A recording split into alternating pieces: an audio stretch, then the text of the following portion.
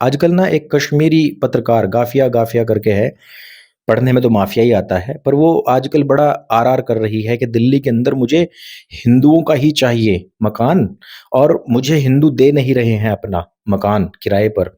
अब प्रश्न ये बनता है कि सारा उम्र तो तुमको हो गई है इस्लाम इस्लाम चिल्लाते हुए, मुसलमानों के द्वारा कश्मीर के अंदर हिंदुओं को मारते हुए, वहाँ से उनका रलीव-चलीव गलीव करते हुए, तुम बचपन से देखते आ रहे हो वहाँ पर हिंदुओं की प्रॉपर्टी पर कब्जा तुम लोगों ने किया। उनके बड़े-बड़े जितने उद्यान थे, बाग थे, वो सारे के सारे तुम लोगों ने हड़प लिए। और कैसे हड़पे? तुम लोग वहाँ हिंदुओं के पास में पहले किराए पर ही तो रहते थे या नौकरी-चाकरी करते थे। उसके बाद में तुमने उन हिंदुओं को वहाँ से भगाया और उनके घरों पर कब्जा कर लिया। और अब तुम्हें उन्हीं हिंदुओं के मकान किराए पर चाहिए वापस से वैसे ही जैसे तुम कश्मीर में काम किया करते थे। दूसरी चीज़ पर आते हैं कि भाई कश्मीर से काफ़ी सारे आतंकवादी दिल्ली में आकर हिंदुओं के घरों में मकान किराए पर लेते हैं और फिर आतंकवादी गतिविधियों को अंजाम भी देते हैं। और अभी पिछले दिनों कश्मीरी मुसलमान दिल्ली में आकर के बम फोड़ करके चला गया था और किराए पर उसने मकान ले रखा था। फंसता बाद में कौन है? हिंदू फंसते हैं। क्या ये जो रिपोर्टर है, जो दिल्ली में मकान ढूँढ रही है, क्या ये घूमती-घामती तुषार के घर तक गई है? तुषार को मुसलमानों ने लिंच कर दिया है, हिंदुओं के त्योहारों पर जान से मारा जा रहा है।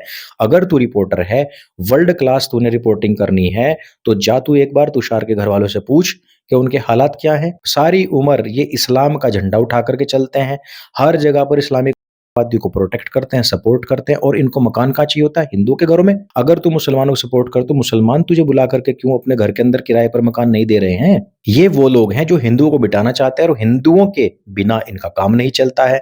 ऐसे में किसी भी हिंदू को मैं तो कह रहा हूँ कि कश्मीरी मुसलमान छोड़ दीजिए, अपने आस-पास में लालच में भी आकर के किसी ऐसे जिहादी मानसिकता के व्यक्ति को ना तो मकान किराए पर दीजिए और ना ही अपने इलाकों में इनको कोई मकान बेचिए।